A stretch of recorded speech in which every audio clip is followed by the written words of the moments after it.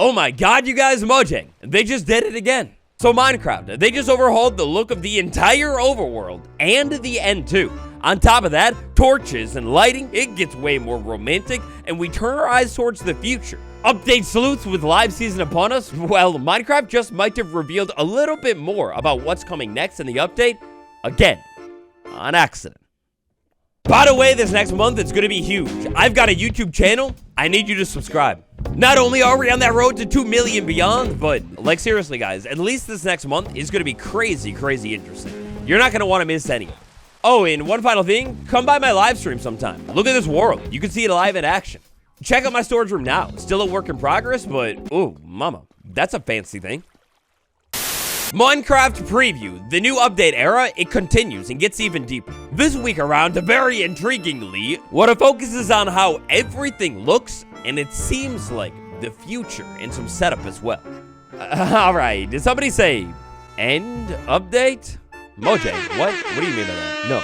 Intriguingly, inside of this week's preview, well, that's pretty different looking. That's a spoiler. Intriguingly, inside of this week's preview, the end gateway, it has been updated again. So this throws us back to a preview from the last update where they updated end gateways and they supposedly fixed their teleportation. Well, yet again, they have fixed their teleportation even more. So the problem here has to do with the end gateway. When you teleport yourself through it, sometimes you were being sent straight up into the void, which is straight up unfair. Now it seems like I'm being placed on the ground directly below this thing every single time. Hopefully there's land every time. I wonder how many times they are going to have to fix this thing over and over again. And I wonder why. Like, man, don't get me wrong. I want the end to be accessible just as much as the next guy. But, like, literally, we were just talking about it in the snapshot video this week. The devs have been focusing a lot on the end lately. If I had a penny for every time they did that, well, to be honest, it's happened so many times that I don't even know how many pennies I'd have, but I definitely have multiple pennies now. It's pretty weird. Now, the state of vibrant visuals on Java Edition. Real funny, lad. You come with jokes? Bedrock Edition, though, it seems that the devs aren't quite content with how things were looking with Minecraft's default graphics mode. This week, they went ahead and changed every single biome, and they even went ahead and added some new custom biome and dimension tintings as well. Now, this one is going to be a little bit tricky to show off here today, so I figured we'd go ahead and do a little bit of a back and forth. To establish a little bit of a baseline here we are in the latest fully released Minecraft update, 1.21.100 with vibrant visuals. Well, with vibrant visuals just about fully maxed out on everything that I could. For all of our comparisons today, we'll be running about the same settings on the full release and the preview.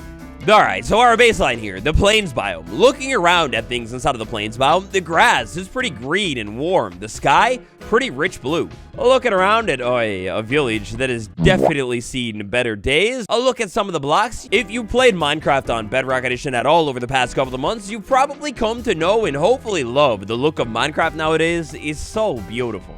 This look right here, it's about to get even more beautiful. Shabam, inside of vibrant visuals, now the plains biome, the sky, it's way more washed out. The grass, same exact thing.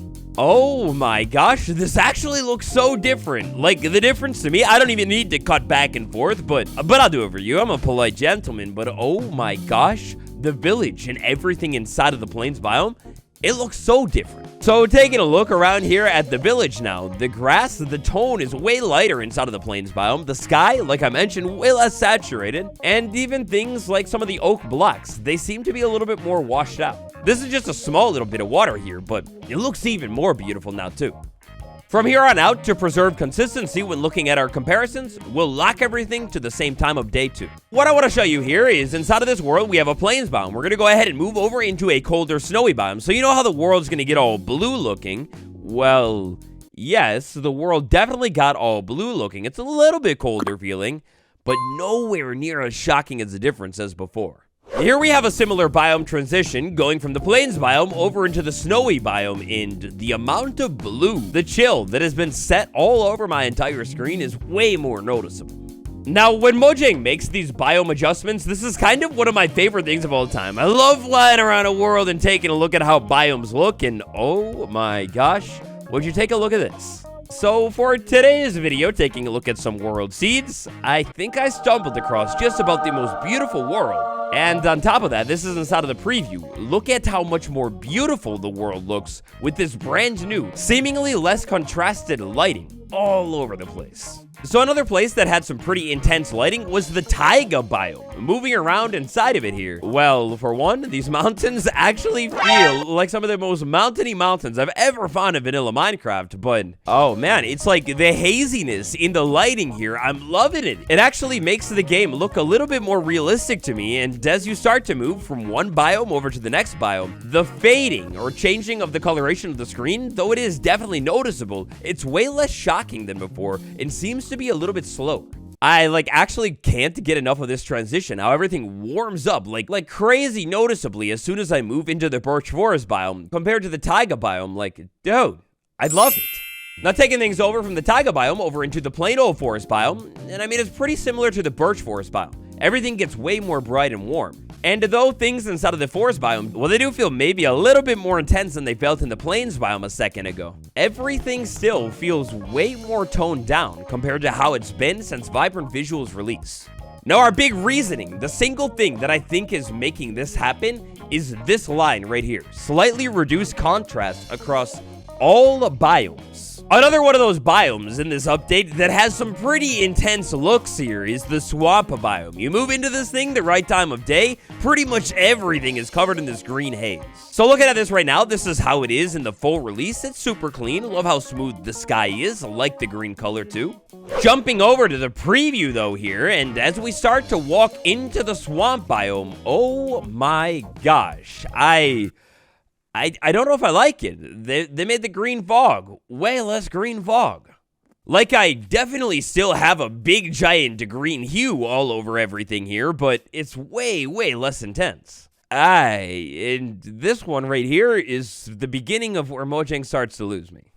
All right, so river biome. It's kind of like closer to a neutral, moving over into the desert biome in Dote. Oh my gosh. I'm not going to make that same joke that I kept making, but you get the vibe here. It's like really intense. The sky's super blue. The horizon fades out a little bit here. Yeah, it's just like crazy yellow all over the place. This is easily, probably, the most saturated biome out of every biome in Minecraft with the new default look. My boy. Oh my god, my boy. Look how they've massacred my boy. Moving into the desert biome, the same exact time of the day. I mean, yeah, it's deserty, but it's not deserty. Oh my gosh, the day and night contrast over here with the desert biome. Look, I know it was controversial, maybe a little bit too intense before, but I mean, yeah, we got that beautiful sky still, but no, Mojang. No, what have you done? We moved to the river. It's kind of the same as it was before. We move into the desert. Oh, it's way less intense. It's way softer. But it doesn't even only stop there, because here we are inside of the really intense desert biome in the full release right now. We go ahead and move over into the mesa biome, and you can see it's very subtle there, but you can see here, especially if you look at the horizon, a little bit of a difference in the sky coloration happening. Inside of the mesa biome, we are still insanely saturated, and honestly, it's all kind of almost cartoony feeling, but I like it in a nice way. Jumping back over to the new version of Vibrant Visuals, we go from the desert biome into the mesa, the badlands, and oh. Alright, so check this out. We're inside of the desert right now. We go ahead and walk over into the badlands, and in the horizon, you can see the sky color changing a little bit. But wow, with these new changes here, even the mesa biome has been toned way down. Now look, while I was testing out all of these Vibrant Visuals things, I thought survival Minecraft was kind of a big part of it, and I'm not gonna lie, this new version of Vibrant Visuals is definitely a whole lot more realistic feeling. The cartooniness that I just mentioned a moment ago, well, it's way tuned down here, and looking around at the different aspects of the Minecraft world, they kind of bring it to life, so something like mobs and stuff, it looks really good now. Like, don't get me wrong, but they can completely change their mind on basically how the entire game is meant to look, and the old version is just going to be gone forever. I don't know if this would actually solve the issue, but I kind of wish there was a medium in between the new one and the old one. Like, I don't know if this would do it right here, but maybe inside of Vibrant Visuals, a new toggle for world saturation amount. And if you turn it all the way up, well, then you would get something more like this. You turn it down, and you get the new version.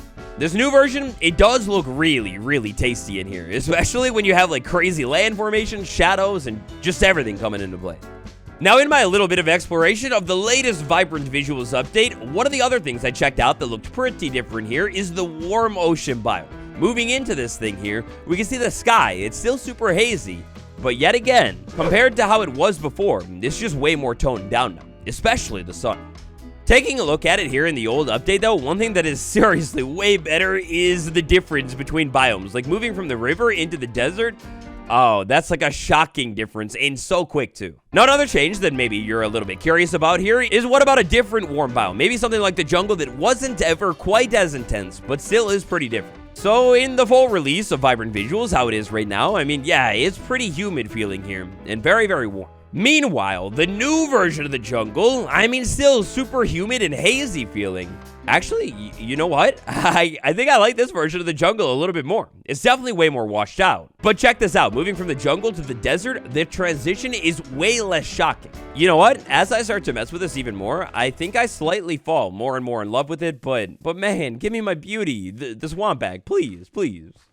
Back inside of my insanely beautiful world, we have a brand new biome with brand new customization. Inside of Vibrant Visuals, how it is right now, full release, sliding into the roof forest biome, compared to the birch forest biome, I mean, I don't think there was much of a difference at all. Which this one's kind of funny, because I thought, at least initially, when they were introducing each biome having a custom aesthetic, I swear, I thought initially the roofed forest biome was meant to be one of those biomes as well, but I guess not. I guess not, until today, that is. Because inside of this preview here, as we move from the birch forest biome into the roofed forest biome, the sky, watch it. Oh, it got way more dark all of a sudden. Moving around deeper into the roofed forest biome, the sky gets really, really dark. Well, relatively really dark. The roofed forest biome is the newest Minecraft biome to have unique biome coloration settings that are fully customizable if you're making a shader pack for Vibrant Visuals. And now watch this. As I move from the dark oak forest biome into a different biome, the sky color completely changes into, oh, the pale garden.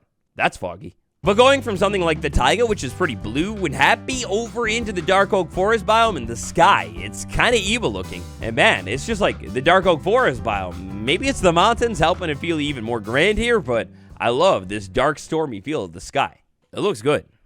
But it's not just the overworld. No. So for one here, have they changed the lighting of the end portal? Because that looks crazy different. I mean, I'm a little bit more used to how it looks on Java, but wow, that looks really good on Bedrock. That void particle is amazing. Sliding into the end here, Vibrant Visuals, the current release. The sky is super purple, and from time to time, when we get an end flash, the end storm, the sky gets even more purple here. It's pretty intense. They got a whole lot of purple going on.